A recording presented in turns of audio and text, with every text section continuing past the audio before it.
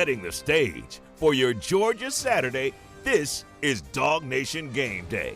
Brought to you by Pella Windows and Doors, Kroger, R.S. Andrews, and Jittery Joe's Coffee. Now here's your host, Kaylee Mansell. Coming to you live from Starkville, Mississippi, this is DawgNation GameDay. I'm Kaylee Mansell with Jeff Sentell, dog-on-dog action, Davis Wade Stadium just right behind us. I think I'm honestly shocked, Jeff, at the amount of people that are doubting the Georgia Bulldogs in this game. If I would have told you that was going to take place at the beginning of the season, what would you have said? I guess people would have been heavy on Jeff Lebby's stock, perhaps. They would have thought Fluff Boutwell might be having an all-SEC type season. I think the one thing is, I don't know, Kaylee, I really believe, ma'am, that you get to this part of the season, you are what you are, and you have Georgia, a team that finds a way to pull out close games, and then you have Mississippi State, by and large, without 200 yards worth of penalties, a team that finds a way to lose close games. So I think that's the contrast we're looking at today. And I feel like, in turn, Georgia is the opposite. They keep finding a way to win close games. Now, I do want to say, and we'll talk more about this later, this is not the typical Mississippi State team that you are used to seeing. They're talented. They have a great passing game, but it's really surprised me the amount of doubt that's been on the Georgia Bulldogs because of the close games that they've been able to win. On paper today, everything points to Georgia.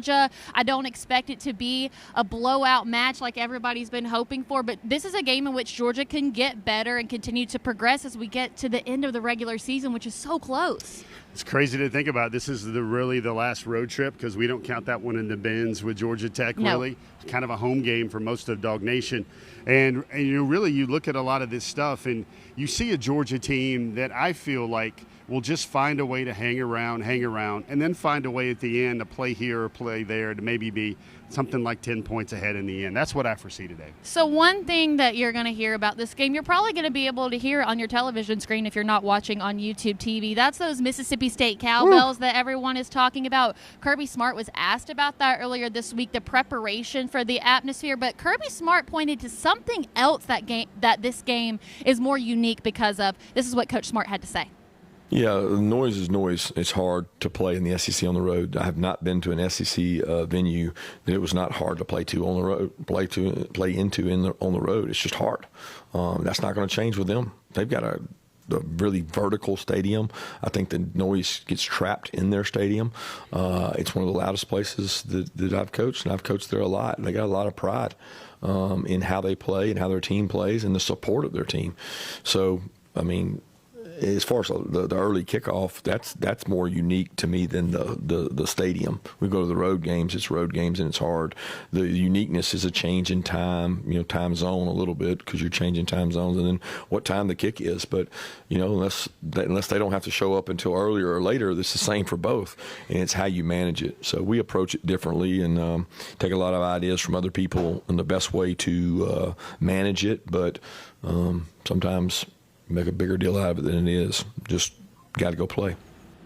As he mentioned that change in time, of course, we are an hour behind Eastern time here, but over the last few years, I wouldn't say that Georgia has played that many noon kickoff games, that this was something that came up in the game against Kentucky, and he said that he thought his team actually played better in these early morning games. Remember, London Humphreys referred to it as the donut game, so I don't expect Georgia to get off to a fast start. That's not because of the noon kickoff. That's just who this team is, but a lot's going to be made about these cowbells, but I think it's interesting that Kirby points towards the kickoff time is the one thing that really separates this game from the rest of the season. Kaylee, we tried during these pregame shows to have a moment where we're going to make fans either spit out their Bloody Mary or take a big swallow or spit out their coffee. Here's one.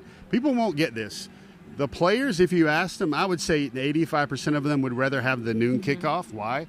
Because they get up early. They don't have to wait all day and just hang around. They can play, they can get back on the bus, or they can get back home, and then they can watch the games, everything else, what we're all doing. They want to watch the 4 o'clock. They want to watch the 7 o'clock. They want to watch LSU, Alabama. So I think really for the players, this is probably what they would take over any other start time. So whether you're drinking your Bloody Mary or your coffee, get geared up, stick around. We've got a full jam-packed show in store today here for Georgia versus Mississippi State. Why don't we show you what we've got going on, starting with, we're going to talk about the cardiac dogs, the entire theme of this season, the close games. Is that the same anticipation for today? Then we'll get into Mississippi State. Like I said, not the Mississippi State team that you're used to seeing. I don't think that their record is a reflection of how much they've improved year over year, the talent on the team, and of course, we'll talk about Anthony Evans from one Bulldog to another. And then we'll do my Mansell's matchup, which is going to feature the MSU pass game, their tremendous receivers versus the Georgia cornerbacks. Also, we'll bring in our good friend Rodrigo Blankenship, who's going to help us look at some big picture stuff. What's the expectation for Georgia here on out? Should they win out? And then would Rodrigo like to see the Dogs play in the SEC championship or avoid that as a whole? I know that's going to be a fun one, right? Yeah. Then we'll continue on with our stats that would satisfy. That's become a staple on DawgNation GameDay. Then we'll get into Sentell's Intel, where we'll talk about the UGA secondary, also talk about some of the recruiting numbers here at Mississippi State. Then Connor Riley's going to join us live from the stadium. We'll do our keys to the game, and of course we'll wrap up with a Cody Chafin's hype video as well as our final thoughts. But for now, let's focus on these cardiac dogs. So in every SEC matchup, even Kentucky, Georgia has trailed at some point in the game. So we're going to exclude the Alabama game from this conversation because we all know how that played out. But when you look at their other SEC games, the four that you see on your screen, Georgia was trailing coming out of halftime. Then against Tennessee, outscored them 27-20. Auburn 17-0 in the second half. Ole Miss 23-14, and Florida 14-10. I mean, that's just who this team has become. I feel like everybody's been willing to accept that identity. You said something earlier that when you get to this point in the season, you kind of know who the team is. And at this point, I think it's clear to say that this is a second half Georgia team. I like cardiac canines right now to get some C consonants in there. And I think, Kaylee, the really surprising thing to me, and someone told me this earlier, I think Georgia's had, out of their SEC wins, all but one, they've trailed at halftime. And it's a little bit different. I think it's an example of two things. One, it's an example of parity in college football, the middle thirds coming up to the top third or the top top 10%, including the Dogs' top 5%. But I think it's also a matter of eventually that talent and depth wearing out when twos and threes come in to give the ones a blow. I think Georgia is so much better across the board than most of the teams they play, except for maybe in Alabama. Yeah, and I mean, I love getting on social media after a Georgia win and kind of looking at the fan perspective. You can kind of see the emotional roller coaster, the ups and downs of the first half to the second half. And, there's sometimes even when I have moments of doubt where I'm like, okay, this is going to be the game. But for Kirby Smart's team, that's not necessarily the case. I think Lane Kiffin said it a couple of weeks ago that one thing that Kirby does well is instilling this belief in his team that no matter what the score is, they always have the ability to come back and win games. And I thought that Kirby Smart spoke really well about the comfortability of this team to come back and win. So here's Kirby from earlier this week talking about his team's comfortability to play from behind. I don't ever feel uncomfortable in a game based on the score. I'm uncomfortable in how we play sometimes, but it's not about the fourth quarter, the first quarter, the halftime. It's not about the score because we really don't make it about that. If you want to dominate someone, you don't look and check and see what the score is halfway through. The objective is to dominate them, and there's no scoreboard when you start talking about dominating somebody. You look at it at the end of the day and see if you did, and we haven't done that very often in terms of dominating the way we want to, but we'll continue to try to.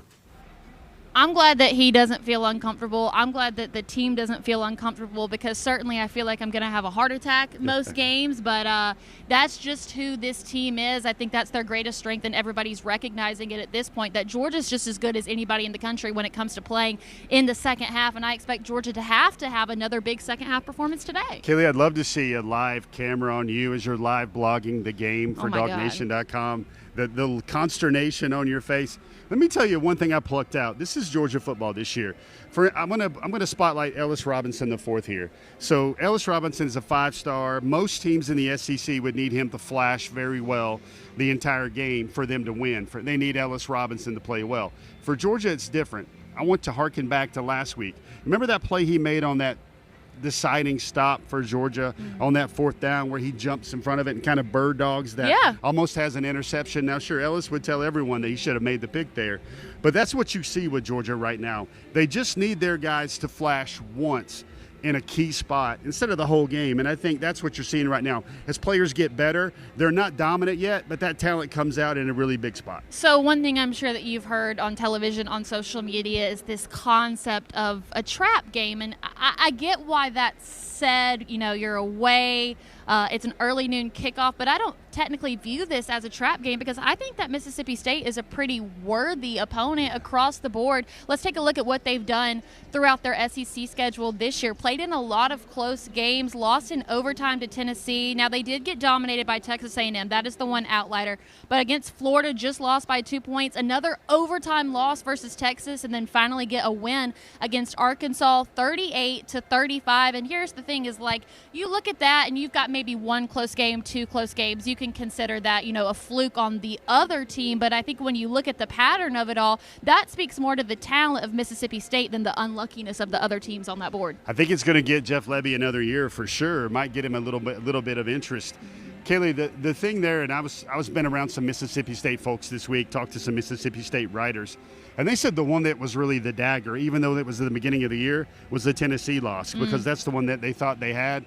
Someone shared a story with me that they saw somebody with their cowbell, right? The game's over. It was a devastating loss, and they're literally banging their cowbell. These things cost about $150, Kaylee. And they're expensive. They're banging their cowbell against the seats, the metal seats of the stadium, because they put a dent in the thing. They were so upset. Another little thing, since I got your attention with that cowbell knowledge right here. Cowbell Intel, not going to be a blog, but do you know the first cowbell, if you're on campus, if you're a student here, it has to be given to you. You can't buy your own cowbell. Someone has to give it to you. I mean, I'm not trying to give any free plugs on this show, but there's a certain store that's got the titles of DG, and I'm pretty sure that I could just go to my nearest DG and get a cowbell, right? Yeah, but it's like one of their traditions. They're trying to build traditions, Kaylee. Like, and one of the things is like you got to get your first cowbell. A veteran, a pronounced Mississippi State fan has to give it to you. That's their way of welcoming you into the club. All right, so here's what we'll do. We'll talk about one thing that has been going right for Mississippi State. That's been their quarterback play this far. In today's game, there's a chance that you may see 2 of their quarterbacks. So for this conversation, we're going to focus on both Blake Shapen as well as Kamario Taylor. We'll go through some of their stats, but first I want you to listen to what Kirby Smart had to say about the quarterbacks earlier this week. He's a good fit. He's got great arm talent, great vision, quick release, which is critical in their offense. He can spin it.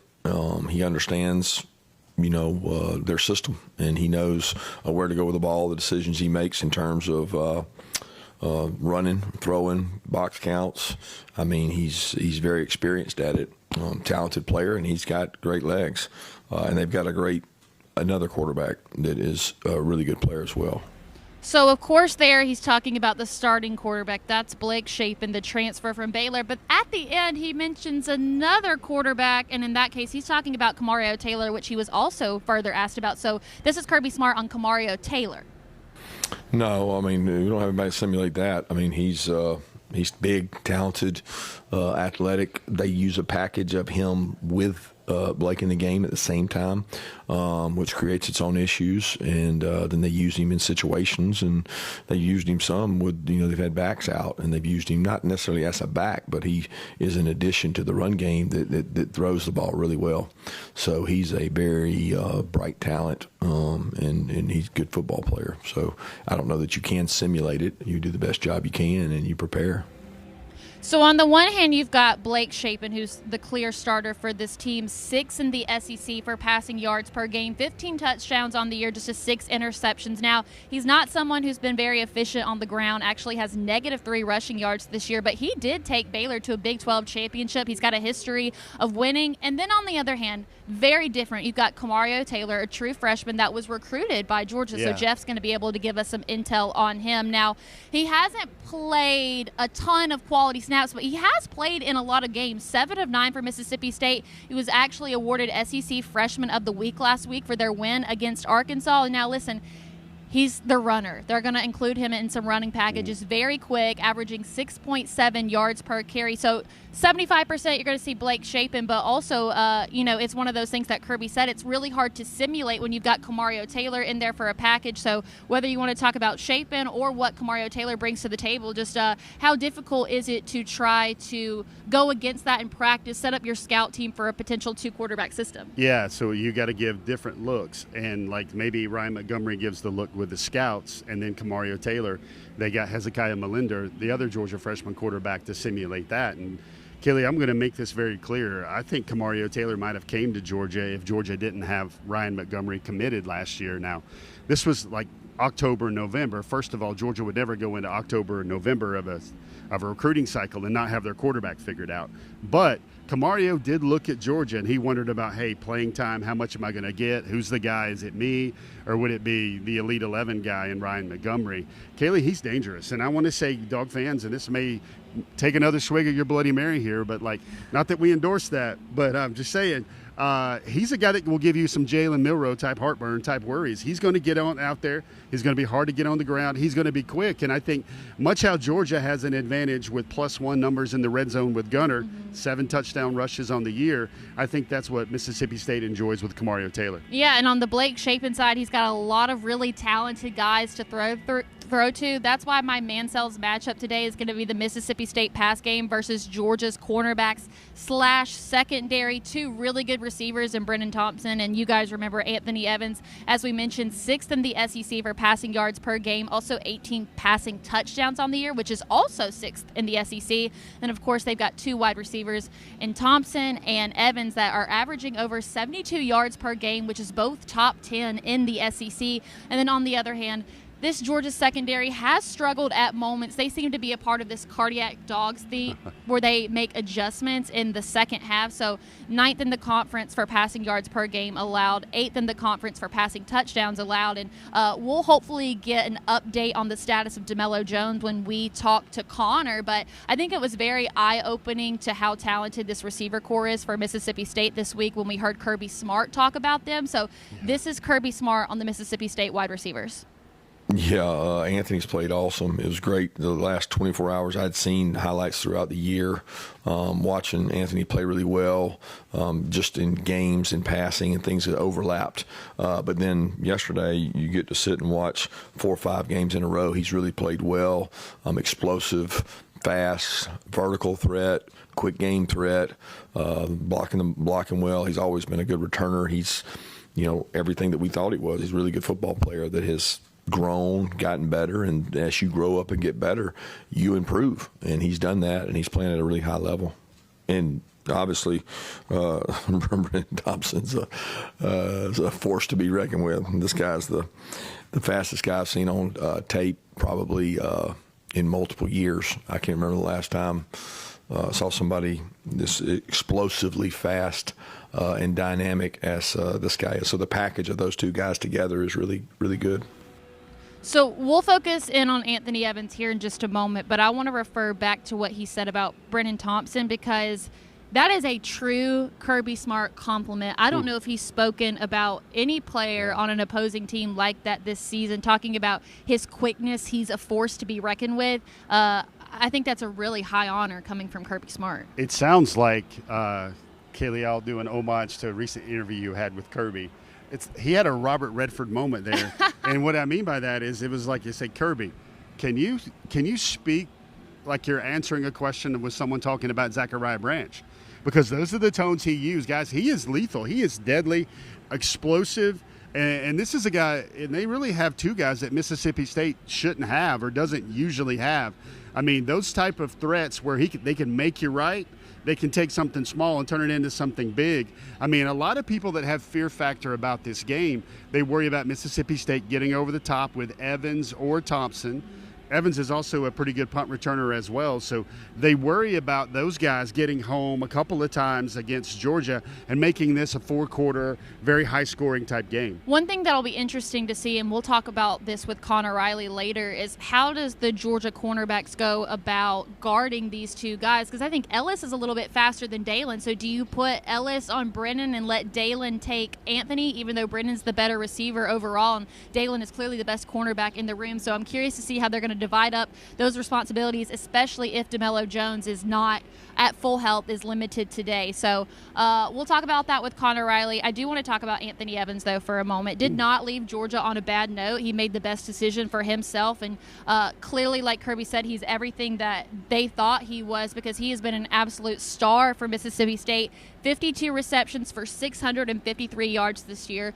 just 4 touchdowns. Also has been really great as a punt returner. When he was at Georgia, he really just didn't get the opportunity in the wide receiver room, was more of a special teams guy, but I did think that it was important to note that in the 2 years that he was at Georgia, only lost 4 games, has already lost 4 games for Mississippi State this year, but he's been incredible for them. I think they just gave him the opportunity that he was looking for, and he's on this offense. I think he does, Kaylee, and I think it's just Georgia having a little bit too much talent. Kaylee really wanted was touches, and let's face it, he is an electric player. I mean, Kaylee, I remember covering him in high school.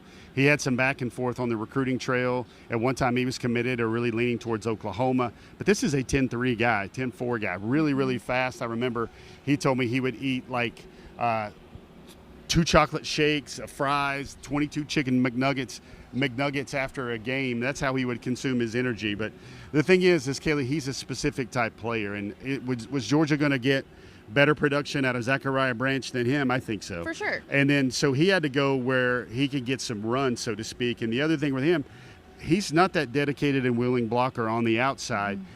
You saw Georgia try to use him over and over in some spots last year. Didn't really work out in the run game, and I guess he needed to go catch some passes, take the top off some defense, and make some guys miss. You mentioned Ellis Robinson and Dalen Everett. I think they've went up against him a few times in practice, don't you think?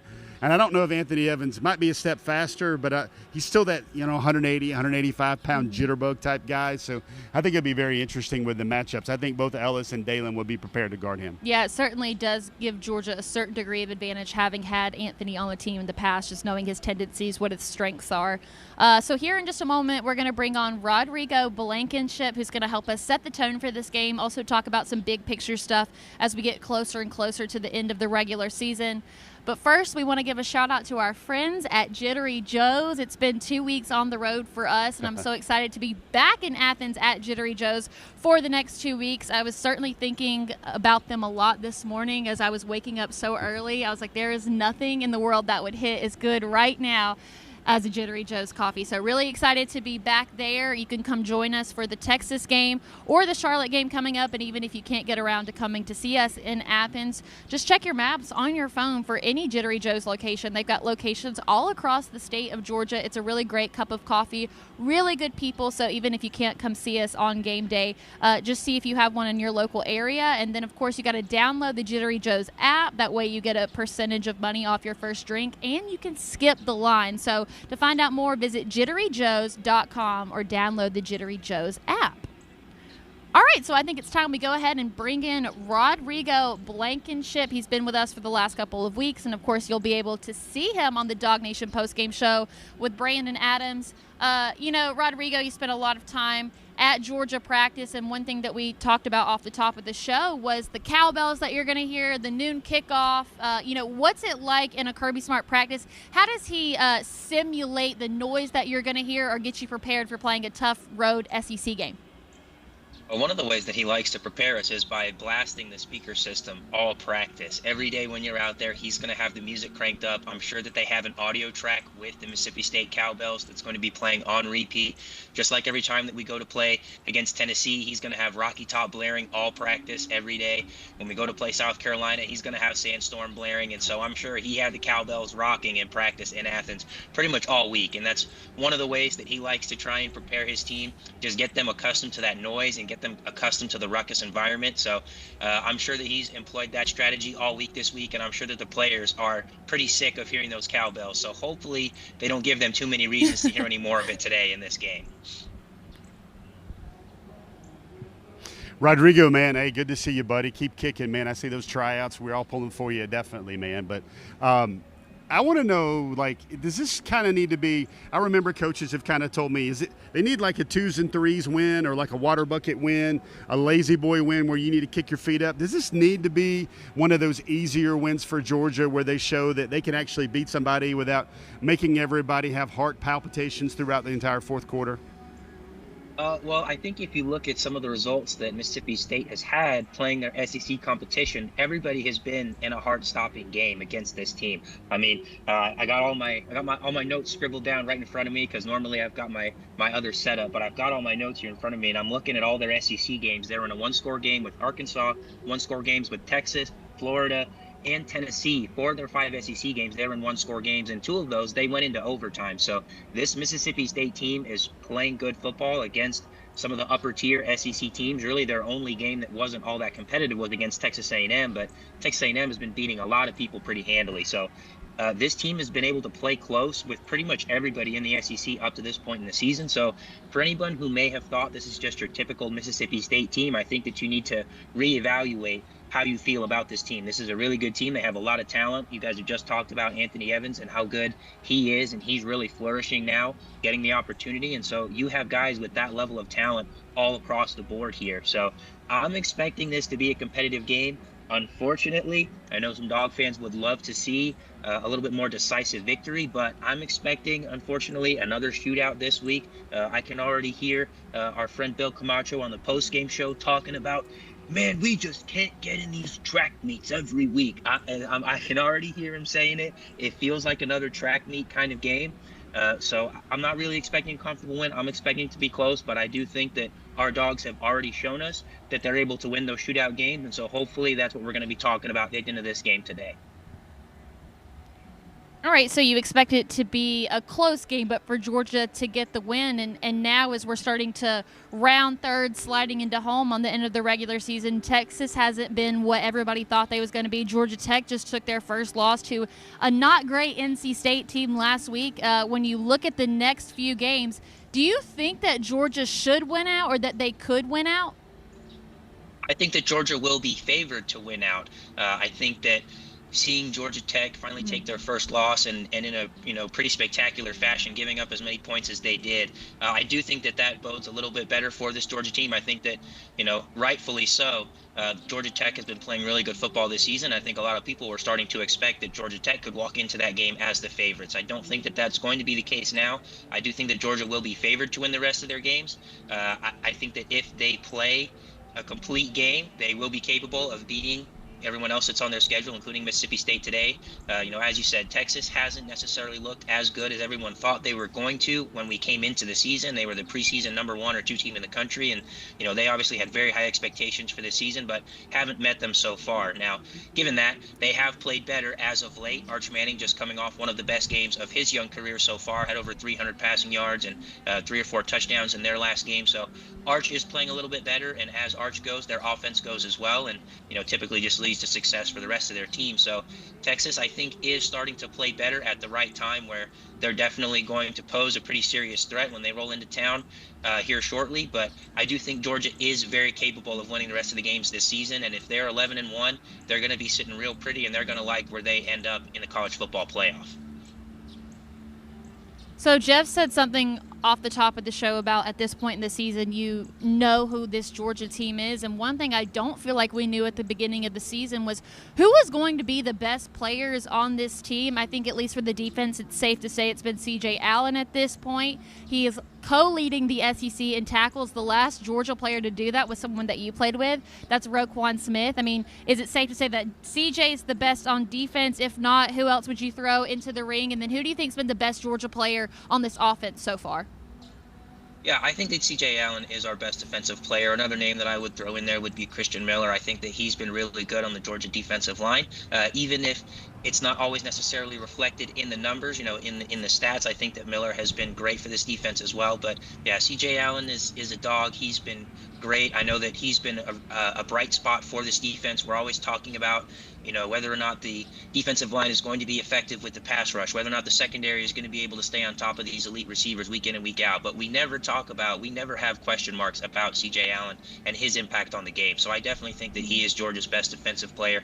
And on the offensive side of the ball, Zachariah Branch is absolutely our best player. He's so explosive, he's so dangerous, and he helps a lot of other guys to be able to get open, because when the secondary is zoned in on Zachariah Branch, they're going to double him, they're going to bracket him. That's going to leave other players with one-on-one opportunities, and that has allowed some of our other receivers to have success. We've seen Dylan Bell start to have some success. We saw Kobe Young have a lot of success in single coverage. Unfortunately, we're not going to have Young, for some amount of time, but that's just the matchup problem that Zachariah Branch is, that he allows other players to have a lot of success. So I do think those are Georgia's two best players. Now, if I'm going to be a little bit biased, I would also throw Peyton Woodring in the mix. Peyton has been tremendous for the team so far this year. Throw him in there. 10 of 11 on field goals already. He's made some really big kicks, multiple 50-yarders already this season. And so Peyton is another guy that I absolutely want to throw in that mix as one of Georgia's best players, even if, it's not one you typically think about. Rodrigo, I'm going to be totally honest with you, my man. I catch shade from the Dog Nation team all the time because I've been talking up Peyton forever about that. I mean, I literally say, if you think about what their job is to do, I think literally in terms of doing their job, there's nobody doing their job as well as Peyton Woodring is right now for the Dogs. What do you think about it? Yeah, absolutely.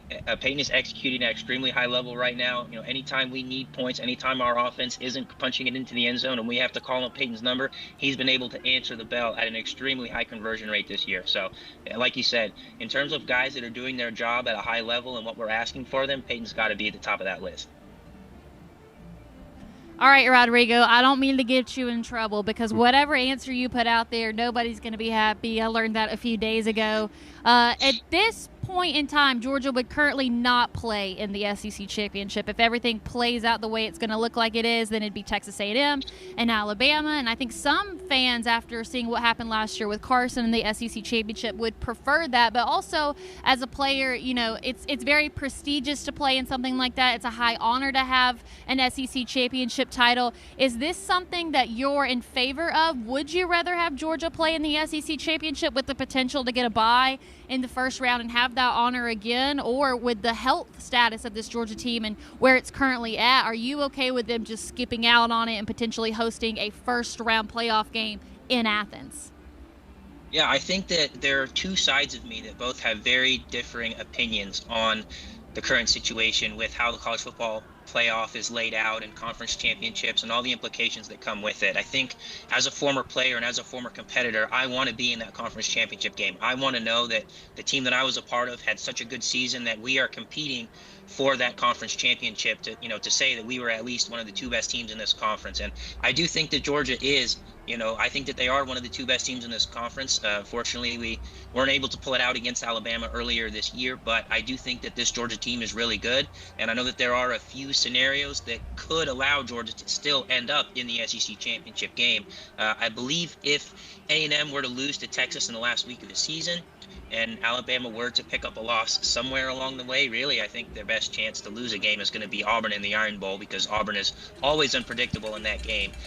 If there was a four-way tie with four SEC teams with one loss, I believe it would be a rematch of Alabama and Georgia based on Georgia's conference opponents' records. That would be the tiebreaker that they would have between Texas A&M, since they haven't played each other head-to-head. And so there is still hope that Georgia could be in the SEC championship, and I think as a former player and competitor, I would want this team to be in that game. But as we've seen last year, there definitely is a strategic advantage to not playing in that game. As we've seen with this team has struggled with some injuries and some health concerns, taking that conference championship week off and then playing in that first round, being in that 5 to 8 seed range, I think is where everybody wants to be. You want to be in that 5 to 8 range so You're playing in the first round of the playoffs. You kind of shake the rust off a week sooner, but you're playing at home to start the playoffs. And obviously, home field advantage can be tremendous for some of these big time programs like University of Georgia. So as an analyst and, someone who's removed from the team itself, at least physically, I think that it would probably be in the best interest of this team to be sitting at home on conference championship weekend, so they get some time to recover and get a little bit healthier for that playoff run. But the competitor in me still wants to see these guys in that game and get a chance to earn that prestige and that honor of being conference champions this season. So, Rodrigo, before we let you go, of course, we got to do your Rodrigo's Big Rocks. Tell me the 3 things that you want to see from the Dogs today.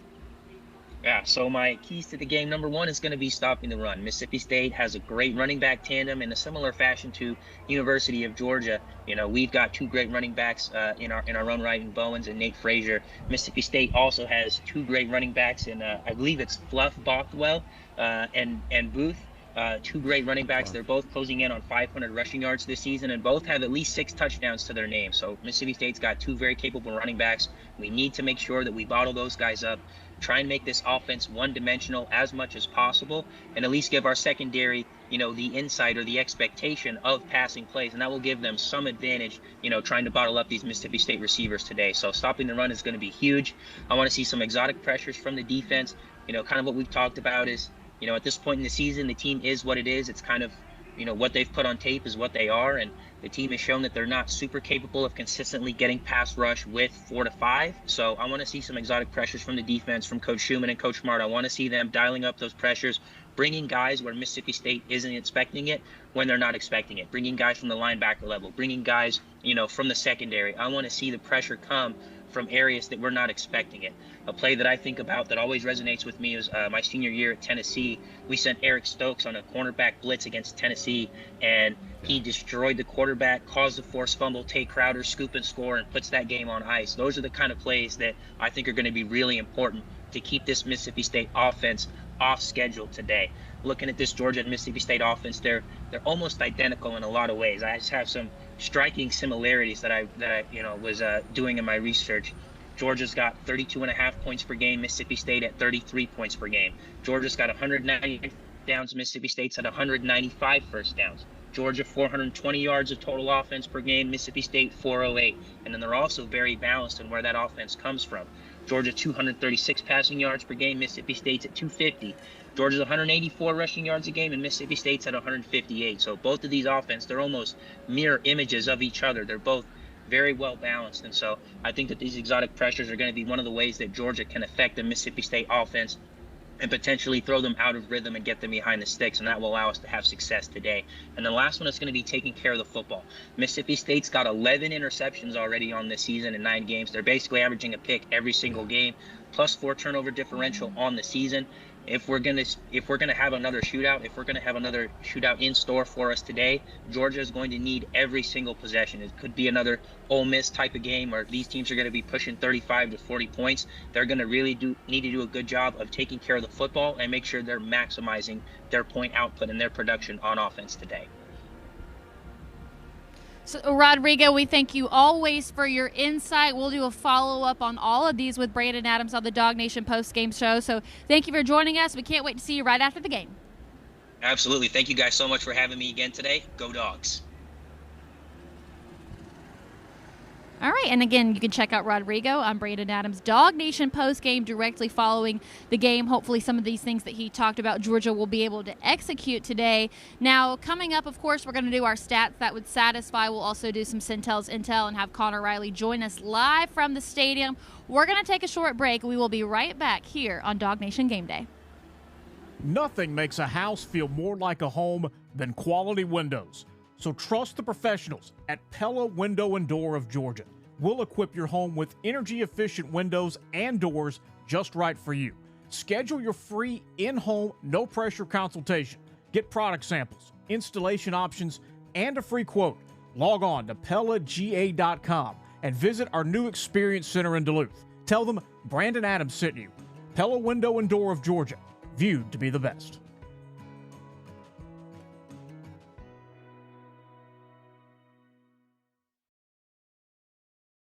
Hey, Dog Nation. I'm Brandon Adams. If you love what Kaylee Mansell does here in our DawgNation GameDay pregame show, and I know you do, you'll also love our DawgNation postgame show. After every UGA home game, we're live at the UGA bookstore. And after every game, we're also available to you on the DawgNation video channels. We have video highlights, live calls, plenty of post-game reaction. Hopefully, talking about big Georgia wins each and every Saturday. The place to be after the game is on the DawgNation postgame show. We'll see you there after today's game. Georgia faces Georgia Tech for the first time at Mercedes-Benz Stadium. It's a new spin on clean, old-fashioned hate, and you can be there to catch this epic rivalry at UGA's home, away from home. Good seats are still available, so make sure you're there on Black Friday, November 28th at 3:30 to see Georgia and Georgia Tech. Get your tickets now at mercedes-benzstadium.com/events. That's mercedes-benzstadium.com/events. This is DawgNation Game Day, brought to you by Pella Windows and Doors, Kroger, R.S. Andrews, and Jittery Joe's Coffee. Welcome back. It is DawgNation Game Day. We are here in Starkville where the Georgia Bulldogs have the chance to accomplish their 900th program win today. A huge accomplishment for the Dogs. Now listen, speaking of the Dogs, we heard they just got the chance to come into the stadium. So before we get to the rest of the show, why don't we go ahead and give you the Kroger Dog Walk. This is Cody Chaffins, and welcome into DawgNation's coverage of the Dog Walk. You can see the dogs arriving here. The cowbells already clanging in Starkville, Mississippi, where it'll be Georgia and Mississippi State. Kirby Smart coming off the bus with son Andrew. A lot of dog people on hand here already to greet these Georgia Bulldogs and a battle of dogs here at Davis Wade Stadium. You can see Kirby coming in. He's got the headphones in. We talked all week about blocking out the outside noise. Jonas Jennings, Todd Hartley coming in with the ball cap on. Travaris Robinson, Chidera Uzo Deribe, one of the assistant coaches. Dylan Bell coming in. He's got the headphones on this morning. Scott Sinclair coming off the bus, and there's quarterback number 1, Gunnar Stockton, making his way into this road start. He should be very familiar, past a lot of cow pastures on the way into Starkville, Mississippi this morning. He is making his way in next to Dalen Everett, a couple leaders on this team. Big Micah Morris and London Humphreys earlier this year. He called the noon kickoff against Kentucky a donut game. We don't know if he had a donut this morning. There's Drew Bobo coming in. His call is going to be important with the cowbells ringing in his ears. Stacy Searles. How about Joseph Jonah Ajanye? Now that we know that Jordan Hall is out, what a big role he's going to have to play on this defensive line for Georgia. There's C.J. Allen in his plaid suit coming in right now.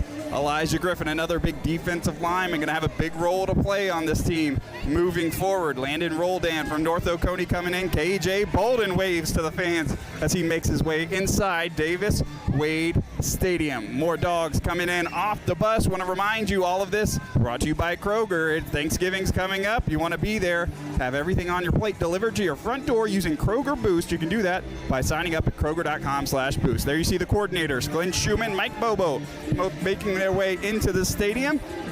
Chris Jones right in front of him. There's Ellis Robinson I see coming in. DeMello Jones. He was questionable coming into today. How would he feel? Looks like he is moving okay getting into the stadium this morning. And C.J. Wiley coming in as well. Some of those last few dogs, some of the freshman dogs coming in off the last bus is J.J. Hene, one of those big men coming in right here. That's going to do it for DawgNation's coverage of the Dog Walk. Kaylee, I'll send it back to you. All right, so there's something I'm really excited to talk to with Jeff about. So we're going to go through our satisfying stats really quick so we can get to a more interesting topic, if you will. Not that our stats aren't interesting. They're fun. You guys are used to it by now. Let's talk about our offensive stats. For me, no turnovers for the Dogs. I think executing the fundamentals today is really important, specifically on offense. Gunnar Stockton's done a really good job of not giving the ball away to the other team, and I feel like the Georgia running backs have improved in holding on to the ball, specifically Nate Frazier. So it does sometimes feel like a lot to ask for, but this is not a Georgia team that turns the ball over a ton. So give me no turnovers. Also, this feels like the most impossible ask of all, especially at this point in the season. I would love to see Georgia lead after the first half, so my halftime experience is a little bit more peaceful. So I'd like to see the Dogs leading at halftime. For Jeff, it's 3+ touchdowns for Gunnar Stockton, whether that's passing or rushing. Expect him to have a tremendous performance today, like Rodrigo Blankenship said. I could see it being a shootout, and we know Gunnar is capable of the shootout style of offense like he did at Ole Miss and Tennessee. And then 13+ carries for Chauncey Bowens, by far and away the best running back on this team. Feed him the ball because he makes magic happen. Now moving on to the defensive side of the ball, for me, it was holding Mississippi State to 200 passing yards or less, which would be below their average, but the teams that have played Mississippi State well, like Texas A&M, this is what they've been able to do. Contain their greatest strength and use it to your advantage. And then also for the Georgia defense, I would like to see them create one turnover, because this is also not a Georgia team that creates a ton of turnovers. So on the offense, no turnovers. Defense, love to see them create one. For Jeff, it's 4 receptions or less for Brennan Thompson, and also avoid penalties, because that is something that I feel like Mississippi State has capitalized on, is really taking advantage of other teams' penalties. Specifically, Arkansas last weekend gave up a ton, and it extended all of the Mississippi State drives. So those are going to be our satisfying stats for offense and defense. Now I want to move on to Sentell's intel that we'll hear from Connor Riley. So we've joked about this, but it feels like every quarterback that plays against Georgia has their Heisman level type game, and it just feels like there are all these explosive plays given up and these big drives, and we've talked a lot about the Georgia defense or lack thereof, and Kirby Smart was asked about giving up explosive plays earlier this week at the SEC teleconference, and he wants you guys to know that it's not as bad as it looks.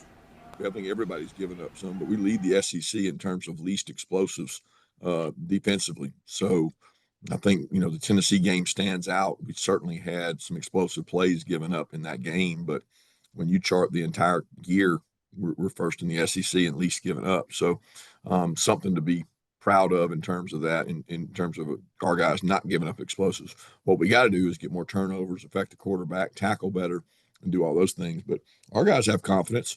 I mean, if you play DB, you better have some confidence, because these guys can get on top of you quick. They can get behind you quick. They've done it to everybody they played. There's nobody that they haven't gotten behind. It's a matter of whether they connect on those opportunities. I love the fact that Kirby Smart wanted to stand up for his players, specifically the defense. And I'm not exactly sure what metric Georgia is using. I'm sure in whatever system they use to grade this, it is very accurate. But to me, off rip, I wasn't totally sure. So we went in, we did some digging. We're going to show you essentially 2 different stats here. On the left, you're going to see this is yards from line of scrimmage. And on the other hand, it's passing plays given up. So if we're just looking at yards given up from the line of scrimmage, Georgia is second in the SEC for plays of 10 yards or more, second in the SEC for 20 yards or more, and third in the SEC for plays given up of 30 yards or more. So pretty good across the board, all top 3, not number 1 in that metric. But then on the other hand, you've got the passing plays given up, the explosive ones. 10 yards or more, 4th in the SEC, that's fine. 20 yards or more, 5th in the SEC, and then 30 yards or more, 7th in the SEC. That one feels more right to me, so I'm sure whatever measurement they use, it is accurate in the Georgia books. Yards from line of scrimmage, not bad at all, but the stats that you see on the right side of your screen, I feel like reflect the ones that we see more often in the game, and maybe it really isn't that bad. It just feels more bad in the moment. Yeah, I don't want to accuse anybody inside Butts Mirror of cooking some books, but you got to do things to motivate your team. Kaylee, you know how Georgia football looks at things different. I think of the extended handoffs where they look at Kirby Smart goes to great lengths to educate the media and also the Georgia fan base in general about, hey, when they're overloaded in the box on 1st and 2nd down, we consider that a handoff. So I feel like what they're doing there, you remember the play a couple weeks ago when Ole Miss got that big 75-yarder off of maybe Kirby's not considering that to be a pass. Maybe he's considering that to be a run or a downfield shot or something that was strictly on his secondary, because that was like a 3-yard throw that ended up into a 75-yard gain and everything else like that. The one thing, everybody loves numbers, Kaylee. Numbers are great. I think some of these numbers speak to the same thing. And last week, I don't know if anybody noticed this, but I'm going to be the guy that points this out. I think Georgia held Florida to 2 of 11 or 3 of 11 on third downs last week. And that was a big gain from like we've seen over the last month and basically the whole season. The narrative has been, okay, watch this quarterback look like Joe Montana in the 1992 Super Bowl or something like that. You know, there's John Candy. Let's go win. I mean, everybody's looked like that against the Dogs, but I think there was more regression to the mean. And Kaylee, what I mean by regression to the mean is being mean. MEAE, defense, and the Dogs snarling and getting some stops on third down. So regardless of everything that we just showed you, again, not trying to dog anybody's metrics, we just did some research of our own.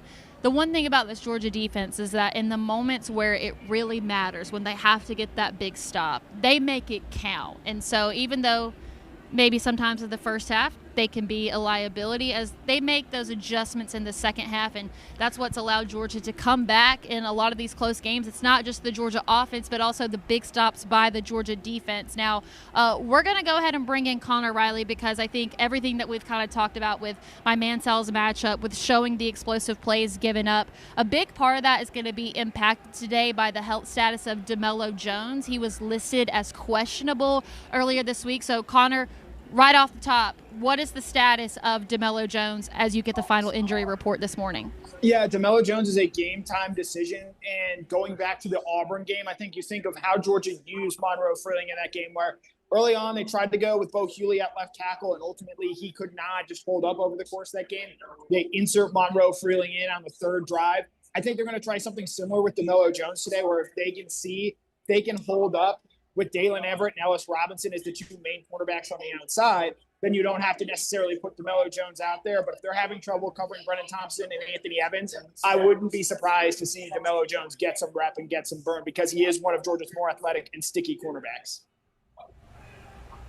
And on top of that, I mean, we really haven't seen Daniel Harris all that much since the beginning of the season. If DeMello is limited or doesn't play in the game at all, is this finally a moment where we see Daniel Harris enter back into the game to help give some depth to that room, and also just to give Dalen and Ellis some rest? I think so, in part because, again, Daniel Harris has already played in more than 4 games this season, and thus he won't be redshirting. And so I think because of that fact, I think that this is a game where Georgia might feel more inclined to play him and put him back into the rotation. But if Dalen Everett and Ellis Robinson are playing well, I think they're going to be more than comfortable sticking with those two guys. And then Jordan Hall also out for today's game. Who really steps up for him on that defensive line? Because it's a pretty young defensive line across the board. Jordan Hall's been excellent for them this season. So who's that guy that steps up in place of Jordan Hall today? Yeah, I think the easy name is Xavier McLeod. Saw an uptick in snaps last week when Jordan went down with that knee injury. He's not expected to be back this season. But the guy I'm most interested in, it's more of a trickle-down effect, is Nnamdi Oboko. He's a big guy, 340 pounds, but he's also shown some chops in terms of a pass rush. And so, again, he's not going to outsnap someone like Christian Miller or even a freshman in Elijah Griffin. But he is someone, can you get him 15 to 20 snaps in this game? Can he be a disruptive player on the inside? I think he's the guy that a lot of people are looking for to see him playing a few more snaps in this game than he has in recent weeks.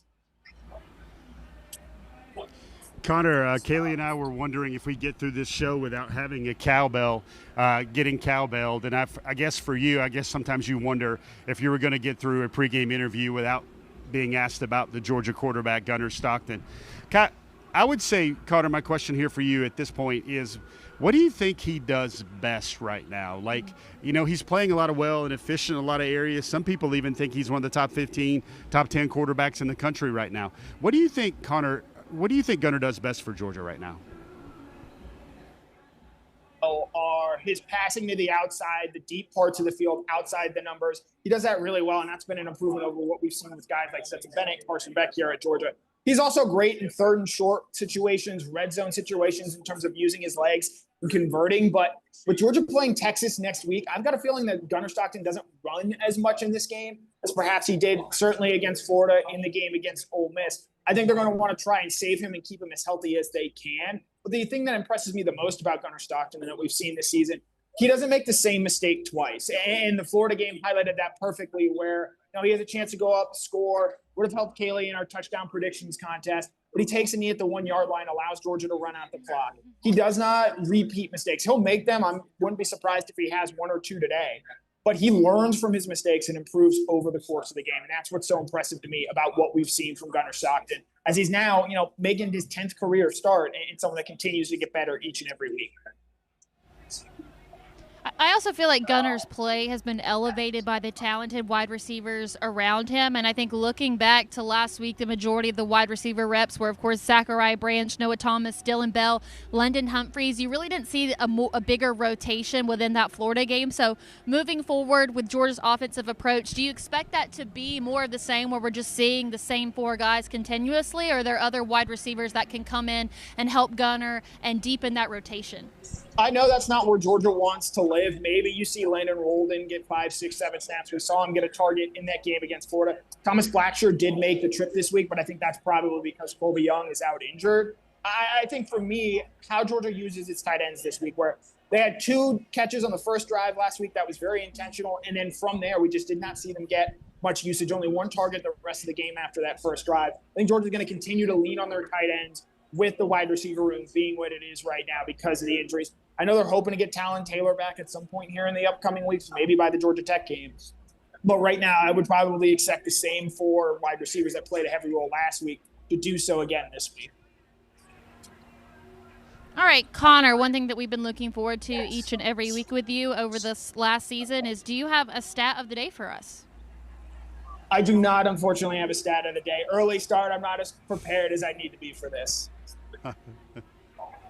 That's okay. We'll give you some grace on this one because we know it's early. Oh, he's got one. He's got one. I've got one. Jeff said Joe Montana in the 1992 Super Bowl. The 1990 Super Bowl was actually won by the Washington Redskins over the Buffalo Bills. Joe Montana playing in that Super Bowl. Well, thank you for your editorial ombudsman. Blame Kaylee for that one. There, Connor. We always appreciate it. Yep, thanks, guys. Hey, well, like you said, it's early, so we're giving Jeff some grace as well. Yep.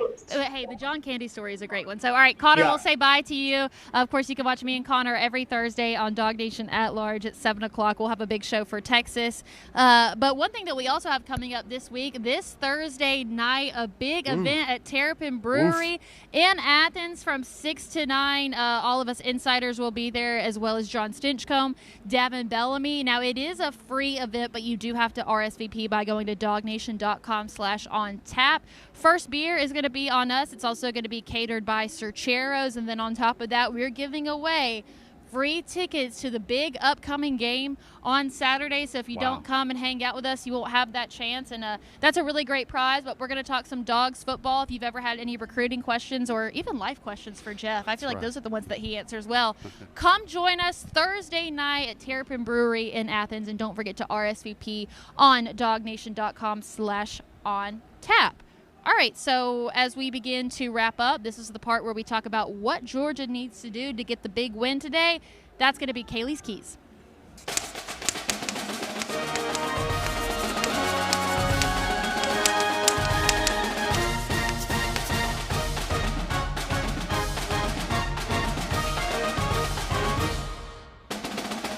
I just want you guys to know that I'm a big believer that great minds think alike. And when we were initially planning out this show, me and Jeff had the exact same key. So I'm going to let him talk through what we picked, and then I'll give you one more. But definitely on the same page about what the key is today for the Dogs. Yeah, it's not rocket science in this one. It's literally, what does Georgia do best? They run the rock.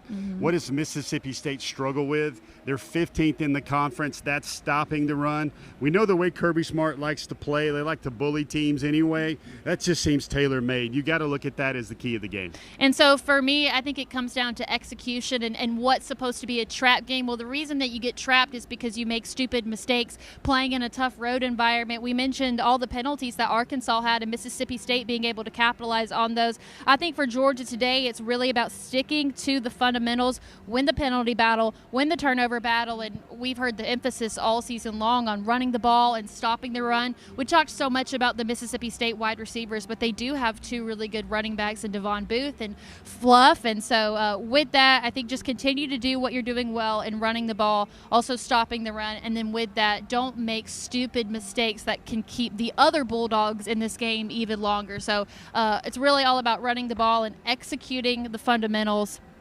So It's crazy. I feel like every television show I've watched this week, everything I've seen on social media, it feels like everyone is picking Georgia to lose this game. And at this point, it just feels like everybody wants to see that happen. So I thought that Cody Chaffins did a really good job of kind of portraying all the noise and how Georgia can block it out today.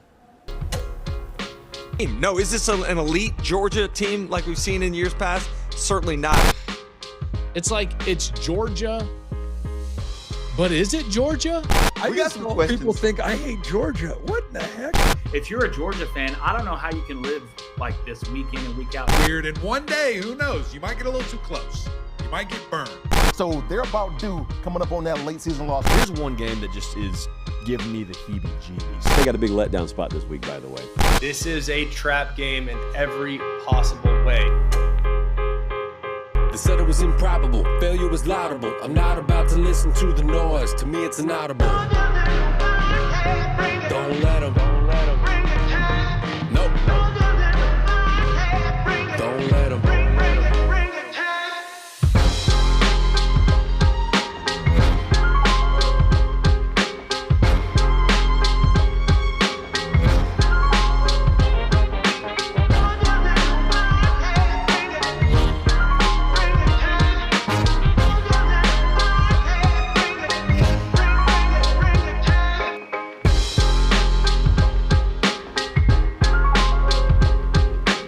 All right, here's the thing. I'm going to say a few things about this, and then we'll give our final thoughts on the game. Number one, it feels like everybody outside of the fan base wants Georgia to lose, and I don't even think it's because who they're playing, because, Mississippi State has become one of those teams that everybody gets excited when they win an SEC game.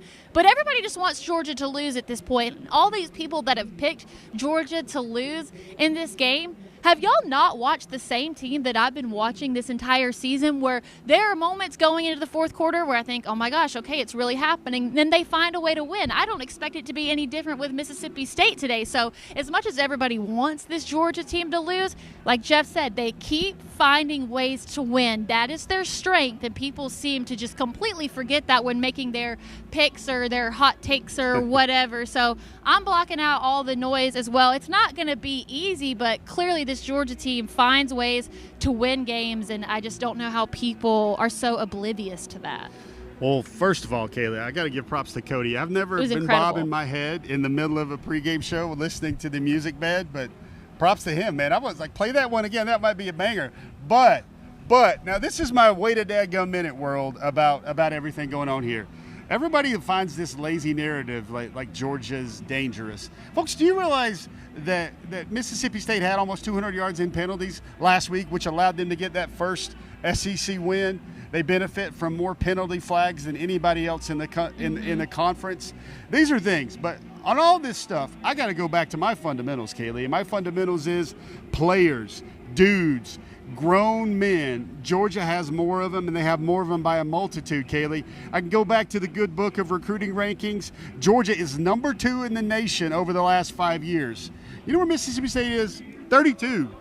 32. Yeah. What are we talking about here? That's like the gap in academic standards between the University of Georgia and this fine university here in Starkville. There's a gulf between one side and the other here, especially in the talent department. Yeah, one of these things is not like the other. In fact, Mississippi State has mostly benefited from the use of the transfer portal. But like Jeff said, the talent gap usually tells a story. And if we're going based on that narrative, it should be an easy win for the Dogs today. But we know there are no easy wins in the SEC, especially when you're on the road. But, man, this Georgia team just keeps finding ways to win. I expect them to do the same today. And, I mean, honestly, I think for my final thought, the one thing that I want to focus on is something that we briefly touched on.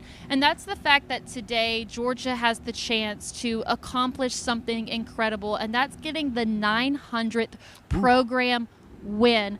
Not many teams have been able to do this, and even just looking at the success of Georgia over the last decade, specifically under Kirby Smart, that number has been expedited so much. And so even doing it on the road, doing it here, that's something that all Georgia fans should be so proud of, because it is such an incredible accomplishment.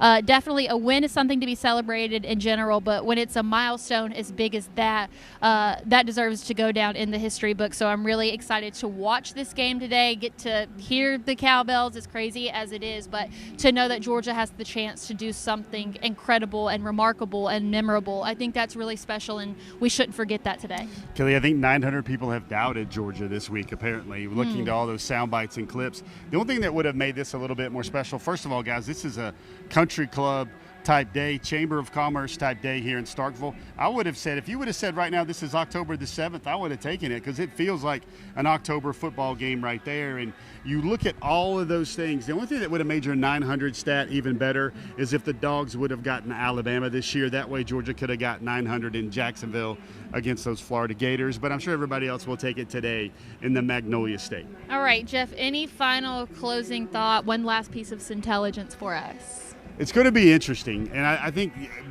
Georgia fans have gotten to wrap their brains around winning ball games differently than they have in the past. And Kaylee, I believe above a lot of things in this game is this is the time when Georgia's freshmen, their sophomores are no longer freshmen and sophomores. This is kind of game 9 now. The wall's been hit. I think these guys are going to show budding, show improvement, and I think you're going to see a lot of Georgia's younger players start to pronounce themselves as factors over the next 2 or 3 ball games. All right, so with that, we just want to thank you so much for joining us today. We hope you get a refill before game time starts. Like Jeff said, we don't encourage it, but we also don't discourage it. You know what I mean? Yeah, we know what's out there. We know what's out there. So thank you so much for joining us. With that, I'm Kaylee Mansell. That's Jeff Sentell. This is DawgNation Game Day, and we'll see you right back here for DawgNation Postgame with Braden Adams. I will give you a Go Dogs, but the Georgia Bulldogs one, not the Mississippi State one. That's right. DAWG, right? DAWG. All right. We'll see y'all here in a little bit, and enjoy the game.